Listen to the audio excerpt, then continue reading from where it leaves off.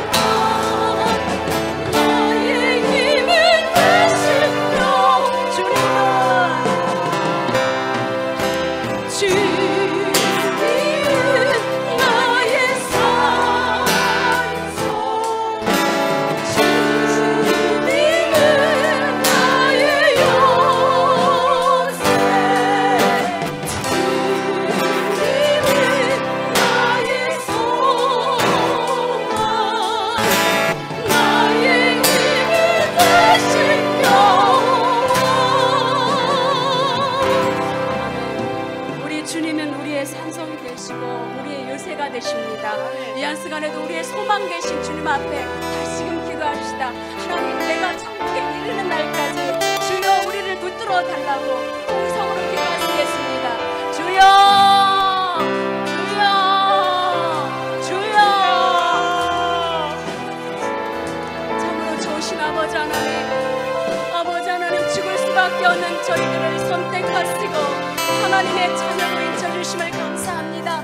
이 한 시간에도 하나님, 주님은 나의 소망이라고 고백하였습니다. 주님은 나의 산성이라고 고백하였습니다. 하나님, 주님은 나의 요새시라고 고백하였사오니 어떠한 환경과 어려움이 있더라도 산성이 되시고 우리의 요새가 되신 주님이 지키시고 보호하시고 방패가 되어 주시옵소서. 이 한 시간에 주님 앞에 무릎 꿇어 기도하는 중에 있습니다.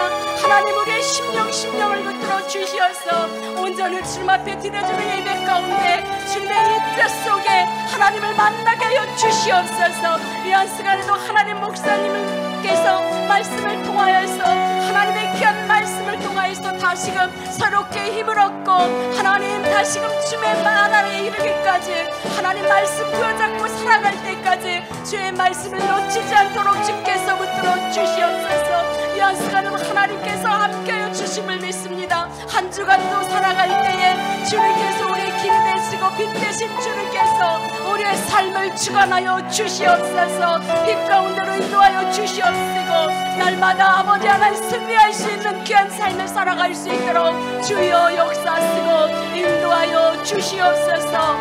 거룩하신 예수님의 이름으로 감사하며 기도 올려옵나이다. 다시 한번 아무것도 두려워 말라 찬양 부르겠습니다. 주님이 말씀하고 계십니다. 두려워 말고 하나님만 붙들라고 말씀하십니다.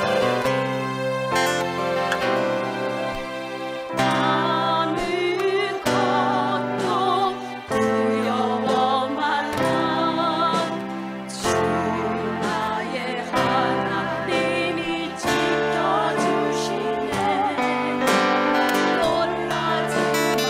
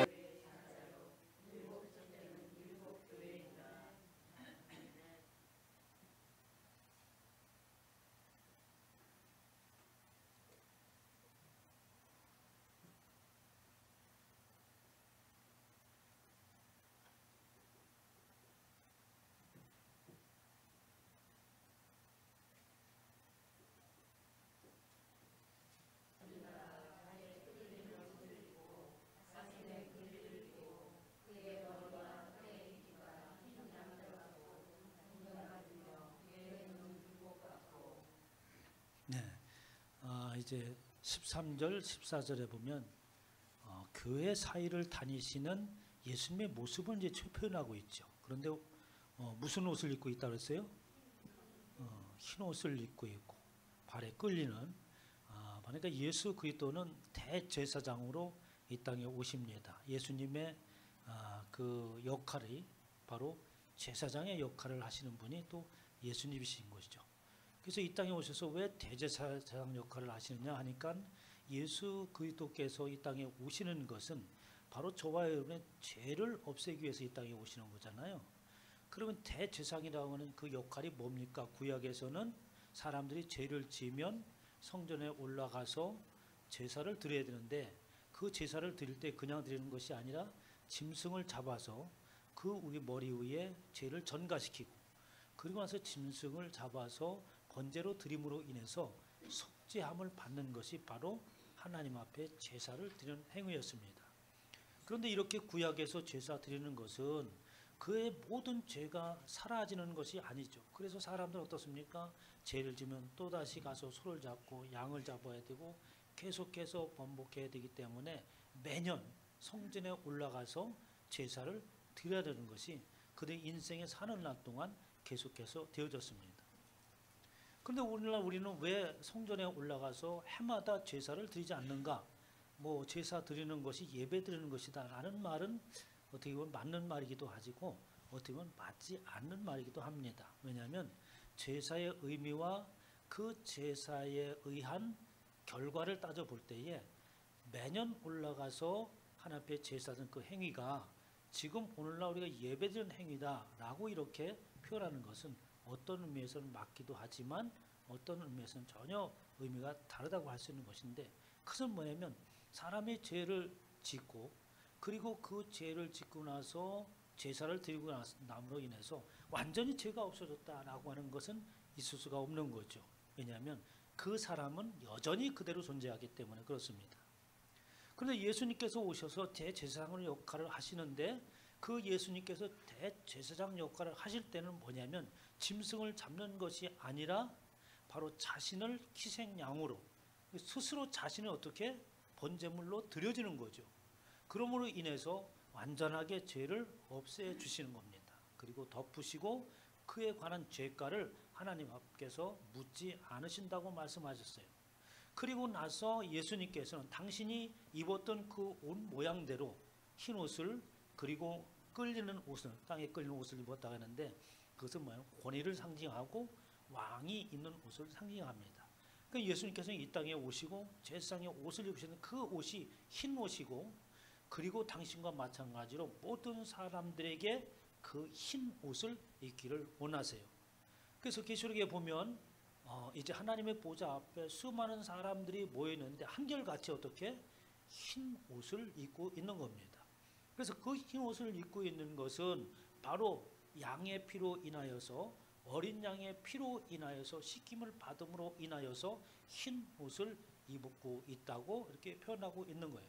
그러니까 모든 사람들은 이곳에서 예배를 드리는 것은 내가 예수 그리스도로 인하여서 흰 옷을 입은 자의 모습으로 이곳에서 하나님 앞에 예배를 드리는 것이지 이곳에서 죄를 씻기 위하여서 제사드리는 의미로 이곳에 앉아 있는 것이 아닙니다. 우린 예수 그리스도를 믿는다고 그분을 내 안에 받아들이고 그리고 그분으로 인해서 사는 사람들은 그들을 말해서 뭐라 합니까? 거듭난 자들이라고 하는 거예요. 이렇게 거듭난 자들은 이미 신분이 바뀐 거예요. 그의 옷을 갈아입은 겁니다. 세상에 있는 옷이 아니라 예수 그때의 그 피로 깨끗게 되어진 그 옷을 입고 이곳에 앉아 있는 것입니다. 그것을 거듭났다 새로운 사람이라 라고 하는 거죠. 그때부터는 어떻게 우리의 삶이 죄와는 관계없는 삶이에요. 이제 더 이상 죄로 인하여서 죄의식을 느끼며 살아갈 필요가 없습니다. 지나간 모든 것은 예수 그때의 보혈의 피로 덮였기 때문인 것이죠. 그렇지만 우리가 세상에 살아가면서 과오 없이 살아간다고 하는 것은 있을 수 없는 거예요. 누구나 다 세상에 살아가면서 어떻습니까? 실수를 하고 또 그에 따른 과오를 범하게 마련인 겁니다. 왜냐하니까 우리는 이 땅에 있으면서 그의 신분이 우리의 신분이 예수 그리스도로 인하여서 하나님의 백성이 된 모습으로 살아가지만 우리의 옷이 바로 흰옷을 입은 자의 모습으로 살아가지만 우리가 처해 있는 상황이 우리가 살아가고 있는 이 세상이 바로 하나님의 나라와 세상이 중첩되어져 있는 곳에 살아가고 있기 때문에 그런 거예요. 그래서 우리는 육신을 가지고 있고 시간과 공간의 제약 속에서 살아가고 있기 때문에 죄라고 하는 이 자범죄라고 하는 것은 여전히 우리 가운데 일어나게 마련인 것이죠. 그러면 어떻게 살아가는 것이냐? 그것은 바로 그러한 하나님의 나라에 살고자 하는 나와 그리고 과거에 있었던 세상 속에 있던 나가 이 땅에서 어떻게 끝없는 싸움을 싸워 나가는 것이에요. 우리 과정이. 그것을 다시 말해서 뭐라고 했냐면 하나님의 거룩함에 이른 과정이다라고 이렇게 말씀하고 있어요. 그래서 하나님께서는 내가 거룩하니 너희도 거룩하라 라고 하면서 하나님 앞에 우리에게 거룩을 요구하시는 것이죠. 그런데 그 거룩이라고 하는 것은 이 땅에서 내 스스로 거룩함을 이룰 수 없다고 하는 것을 누구나 다 알 것입니다.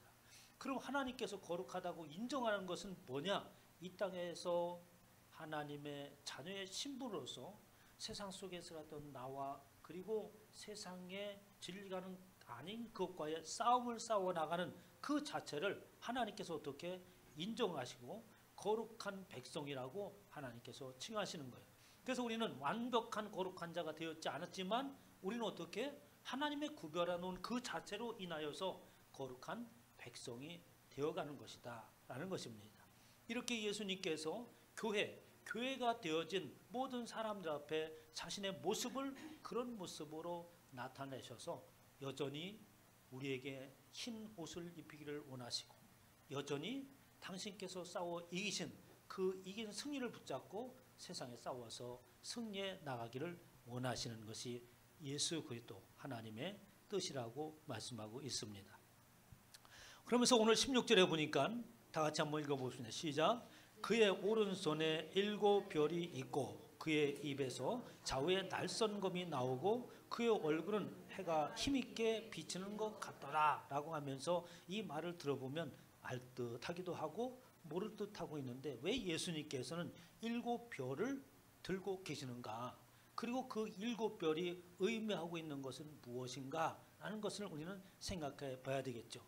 예수님께서는 우주 만물을 창조하셨기 때문에 세상에 있는 큰 별, 화성이든지 목성이든지 토성이든지 그 소나기에 몇 개 정도는 들고 계신가 보다 이렇게 생각할지 모르겠지만 그것은 그런 의미의 뜻으로 말씀하는 게 아닙니다.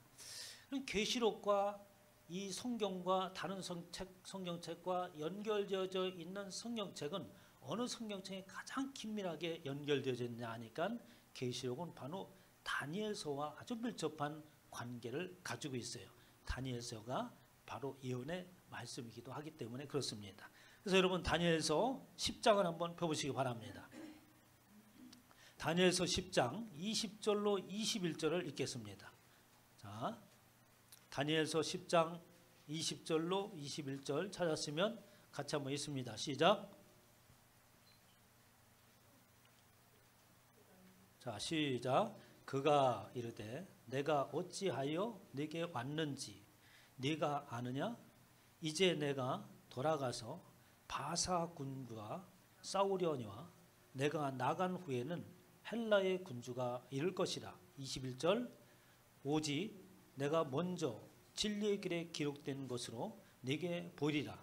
나를 도와서 그들을 대항할 자는 너의 군주 미가엘 뿐이니라 라고 하면서 지금 뭐가 일어나고 군대, 군주라는 말이 지금 나오잖아요. 그러면 군대, 군주라고 하는 말은 뭐예요? 전쟁을 지금 일으키려고 하는 거잖아요. 싸움을 지금 싸우려고 하는 것이고 내가 나가서 바사 군주와 싸우리라. 내가 나간 후에는 또 헬라 군주가 이를 것이다. 오직 내가 먼저 진리의 길에 기록된 것으로 네게 보이리라. 나를 도와 그들을 대항할 자는 너희의 군주 미가엘 뿐이니라 라고 이렇게 말하면서 이제 전쟁을 지금 전쟁이 일어나려고 하는 거예요. 전쟁이 일어날 것을 바사 군주 또 헬라 군주 이렇게 해서 얘기하고 있는데 그것은 상징적인 것이고 어떻든 간에 누가 싸움을 싸우려고 하고 있고 그리고 그 대상들을 언급하면서 바로 그게 누구냐니까 미가엘이라고 얘기했어요. 군주 미가엘뿐, 싸움을 싸울 자가 미가엘뿐이다라고.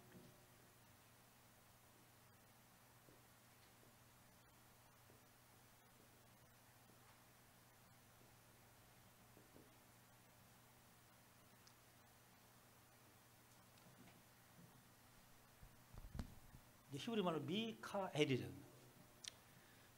그렇게 얘기했는데 여러분 12장 1절을 한번 찾아보시면 다니엘서 자 보세요.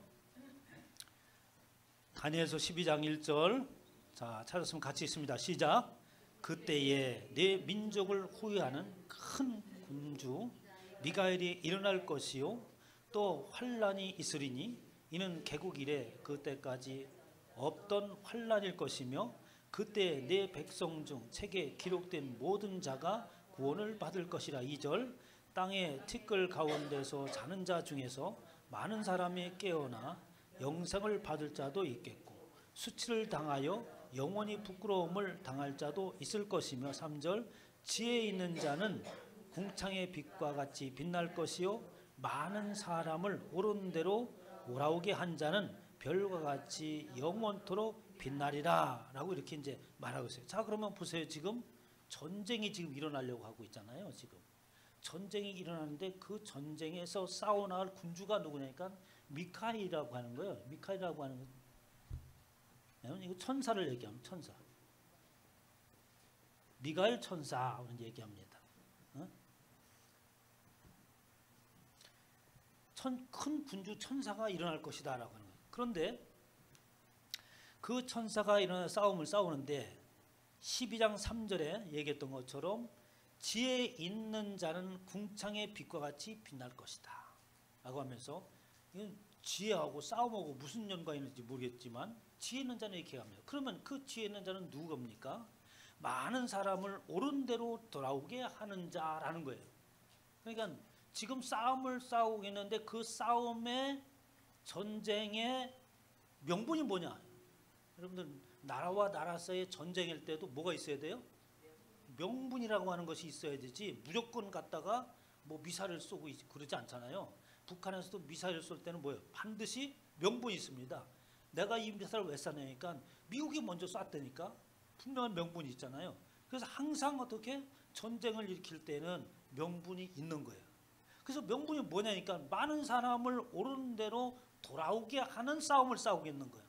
그런 자들을 어떻게 별과 같이 영원토록 빛나리라 라고 하면서 지금 이 예수님께서 그 손에 7별을 지금 들고 계시잖아요.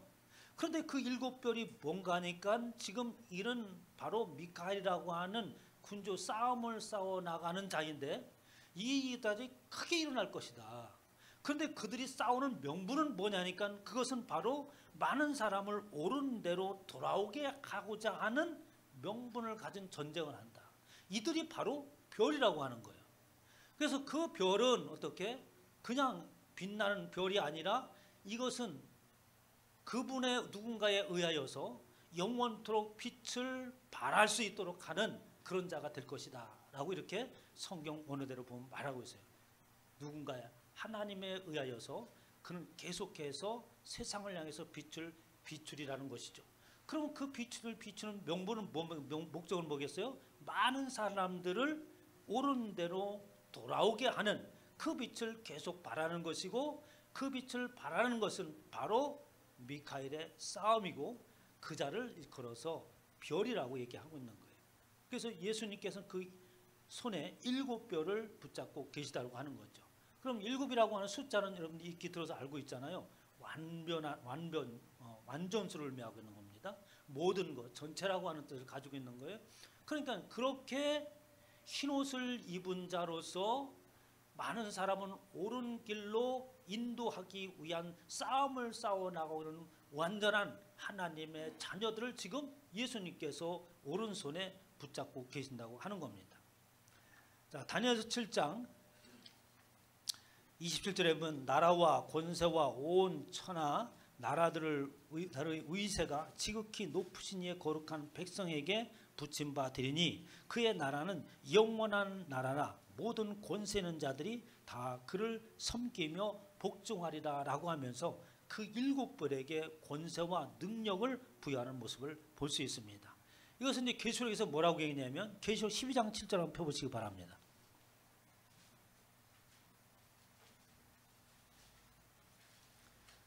자, 12장 7절 폈어요. 읽습니다. 시작.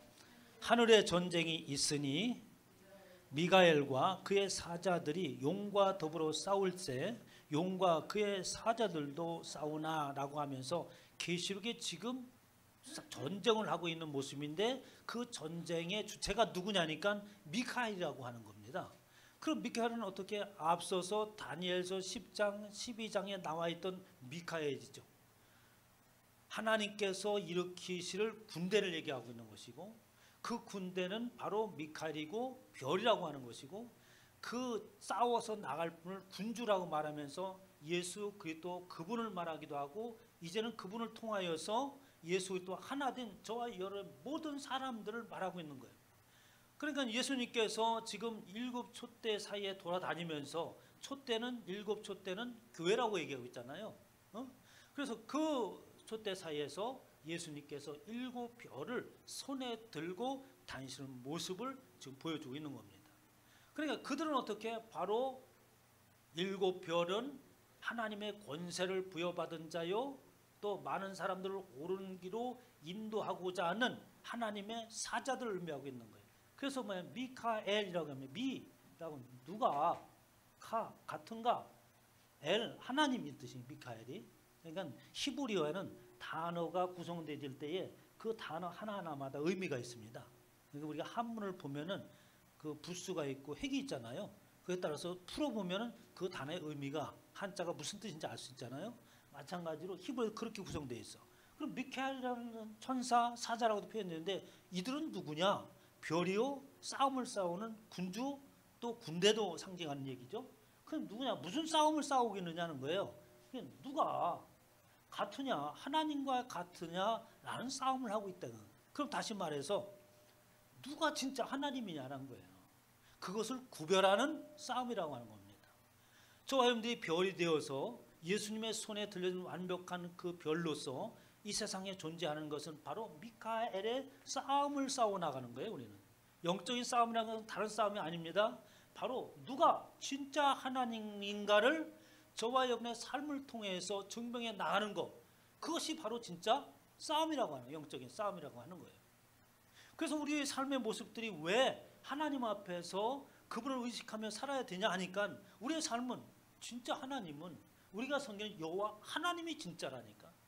그 모습을 나의 살아가는 모습을 통하여서 그분이 진짜라고 하는 것을 어떻게 입증해내고 나는 그런 믿음의 확신 가운데 그분을 어떻게 의지하고 나아가는 그 모습 속에서 어떻게 하나님은 다른 말로 말해서 하나님이라고 하는 것은 어떤 의미를 가지고 있냐면 우리는 그 하나님이 성경에 나와 있는 여호와 하나님으로 인식하고 있지만 세상에서 말하는 하나님이라고 하는 것은 어떤 의미를 가지고 있어요?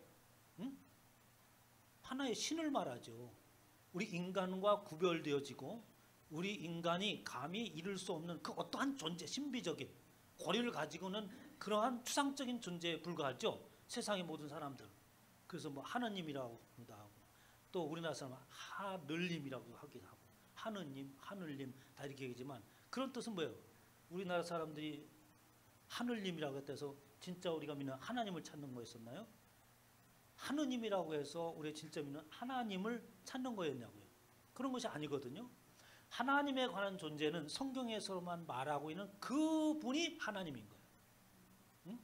세상 속에서 하나님 동해물과 백두산이 응? 누가 도와서? 누가 하느님이 하나님이 저기 어떤 사람들은 죽었다 그래도 곧 죽어도 하느님이래. 하느님이 보호하사. 우리는 뭐래요? 하나님이 보호하사.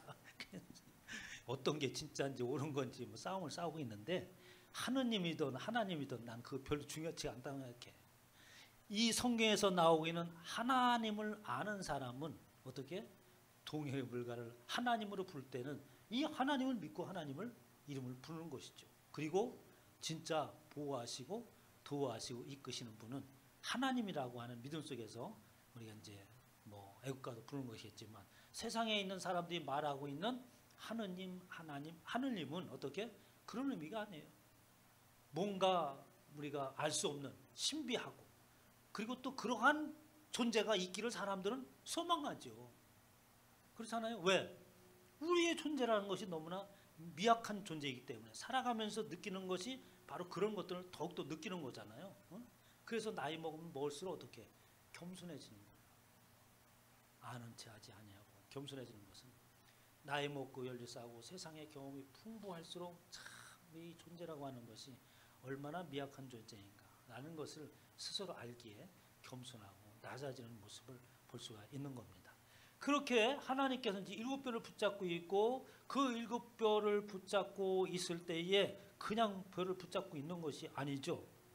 자, 1장 20절 한번 다시 우리 몇 번 읽어봤는데 한번 읽어보겠습니다. 시작.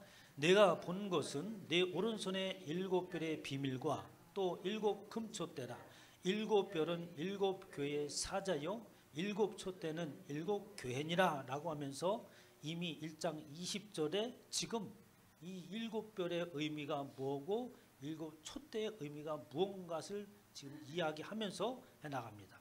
그러면 예수님께서 그 7뼈를 붙잡고 계세요. 히브리서 12장 28절에 보면 그러므로 우리가 흔들리지 않는 나라를 받았은즉 하면서 이 7뼈를 붙잡고 있는 이 7뼈의 의미를 말하면서 예수님께서 그 7뼈를 손에 들고 있고, 그리고 그 모습이 뭐냐면 그 입에서 좌우에 날선검이 나온다고 했어요.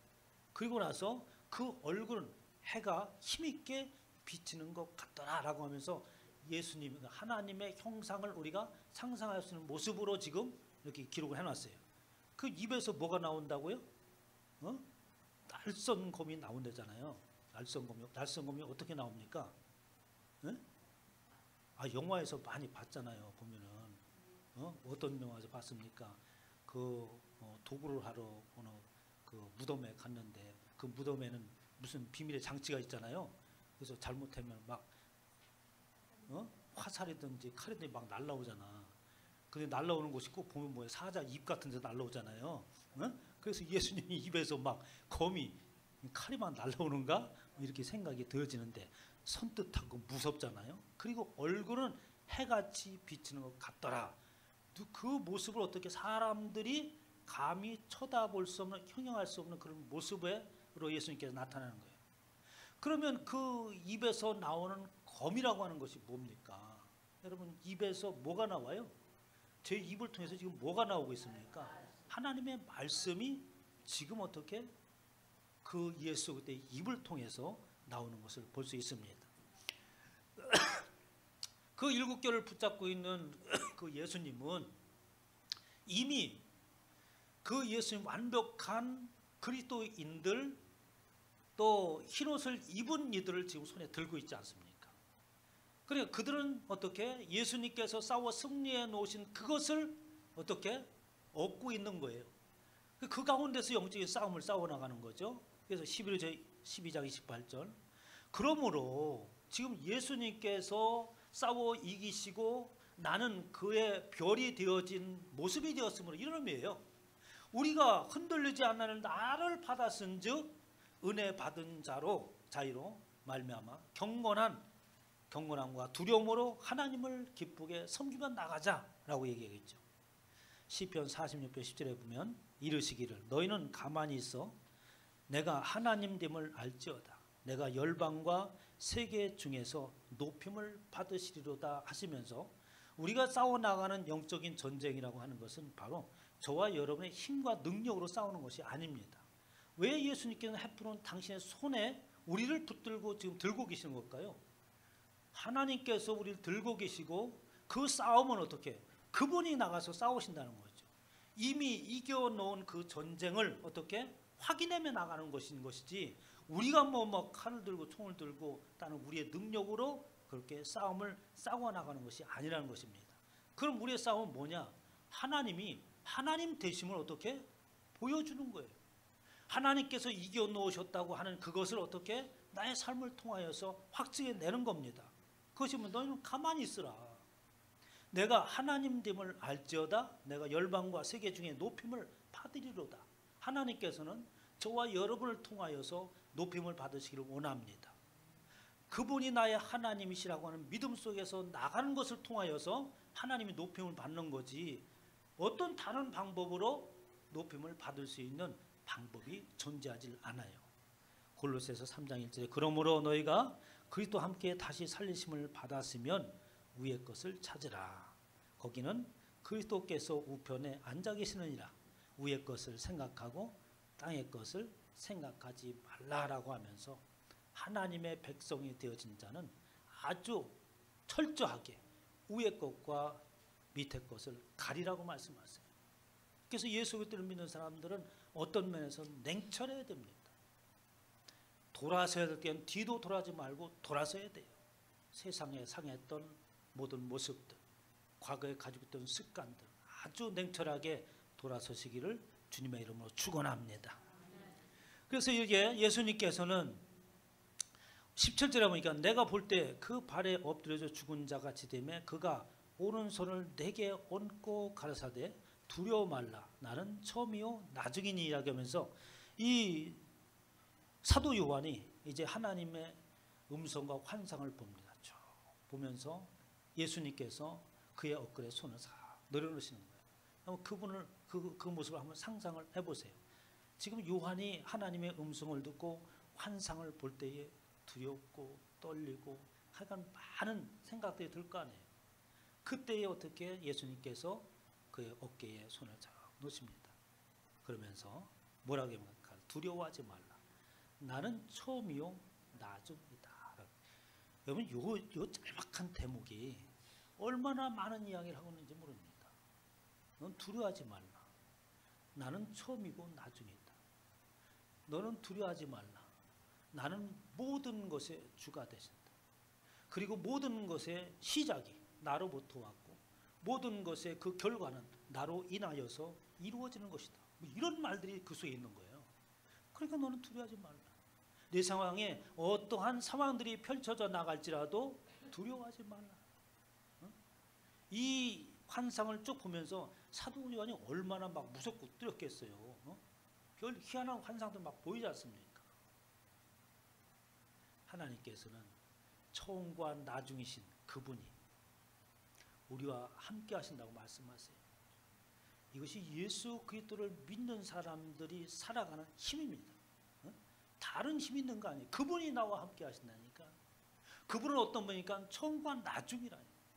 그분은 어떤 분이니까 모든 것의 주가 되시고 그분의 어떻게 섭리와 경륜에 따라서 모든 것이 움직여지는 그분이다. 그분이 나와 함께 하신다고 말씀하시는 겁니다. 이것이 우리의 모든 상황들을 극복해 나갈 수 있는 힘의 원천이 되는 겁니다. 시편 138편 10절에 보면 내가 환난 중에 달릴지라도 주께서 나를 살아나게 하시고 주의 손을 펴사 내 원수들의 분노를 막으시며 주의 오른손이 나를 구원하시리로다. 이 누가 경험한 겁니까? 다윗의 얘기가 계속 얘기지만 다윗이라고 하는 사람이 파란만장한 삶을 사는 것을 우리가 알 수 있잖아요. 말씀을 통하여서 우리는 그 겉모습만 볼 때는 위대한 다윗, 이스라엘 사람들은 다윗하면 뭐 그 이상 설명할 필요도 없는 거 위대한 다윗이라고 얘기했지만 그 내면을 살펴보니까 어떤 파란만장한 생애를 사는 사람이 다윗이에요. 그런 파란만장한 생애를 살아가면서 그가 무엇을 겪었습니까? 환난과 역경 이런 상황을 겪는 게 아니라 그 앞에 놓여있는 환경과 역경 속에서 하나님을 겪은 거죠. 하나님이 진짜 하나님이시라고 하는 것을 그의 파란만장한 삶 속에서 그것을 어떻게 겪은 겁니다. 경험한 거예요. 이게 다윗의 모습이에요. 그것을 어떻게 시편에 시로다가 쭉 쓴 겁니다. 그 시편이 위대한 거죠.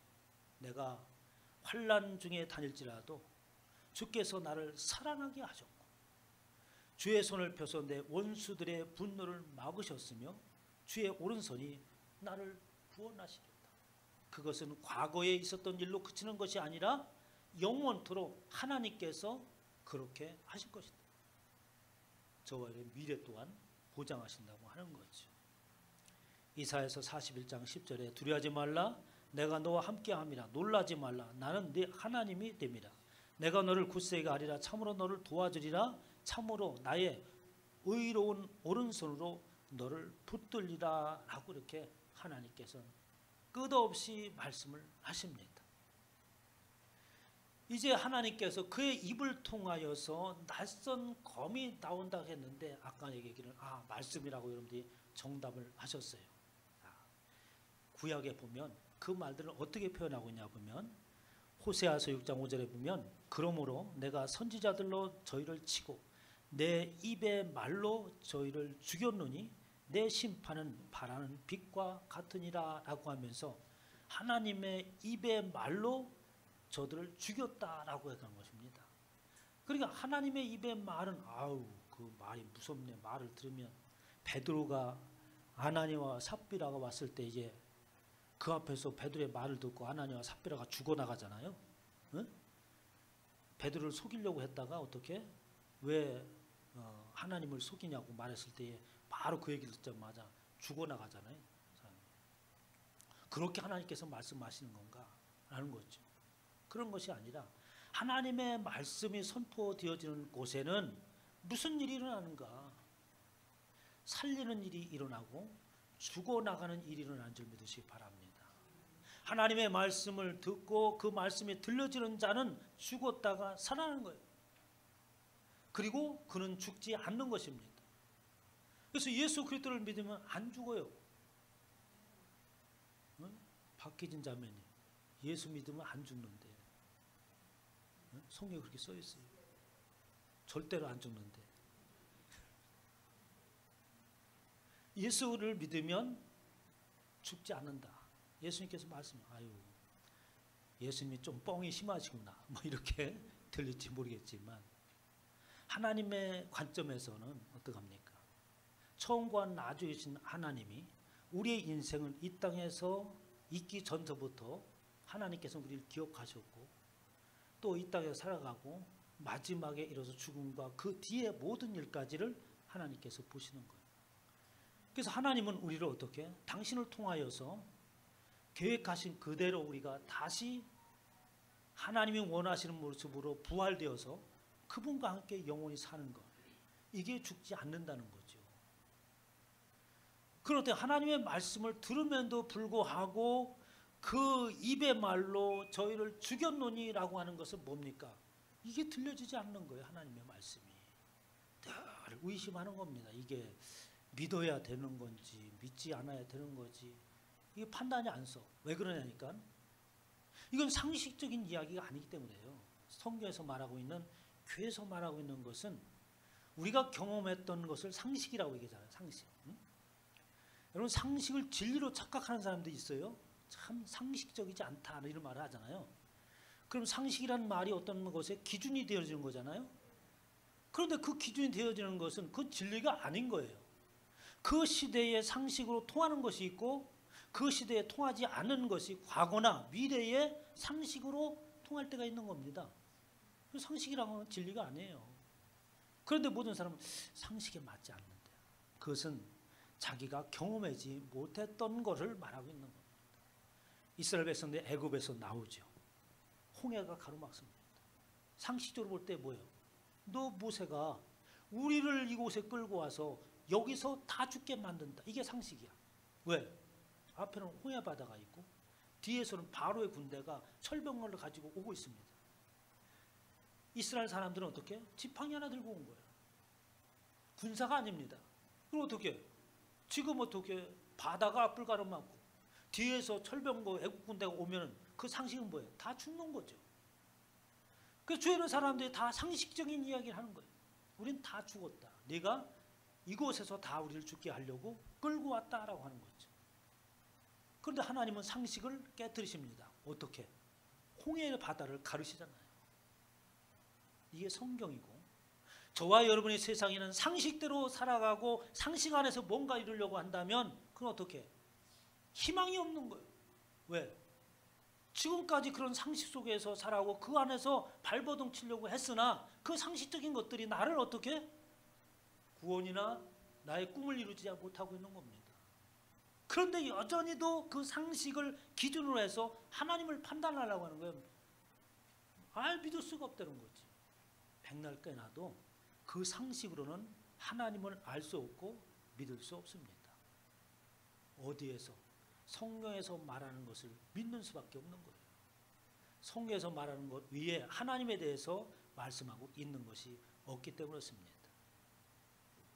이사야서 49장 이제 내 입을 날카로운 칼과 같이 만드시고 나를 그의 손끝에 숨기시며 나로 망강한 살을 만드사 그 정통에 감추시고 라고 하시면서 당신의 입술에서 나오는 말을 막대기라고도 표현하고 입술의 기운이라고 하고도 표현하고 있는 겁니다.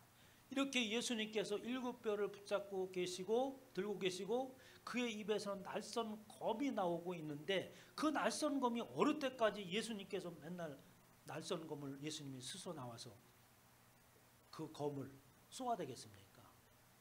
바로 그 붙들고 있는 벼를 통하여서 하나님의 그 말씀이 선포되는 줄 믿으시기 바랍니다. 그래서 그 사자는 바로 천사, 헬라어는 앙겔로스라고 하지만 이 천사를 사자라고 말하고 있는데 이것을 문자로 풀어보니까 어떻게? 하나님이 누구인가 진짜 누가 하나님인가라고 하는 그것을 증명해내는 모든 사람들은 주의 사자구나. 예수 그리스도를 믿는 모든 사람들은 어떻게? 바로 미카엘의 싸움을 싸우고 있는 자들이에요.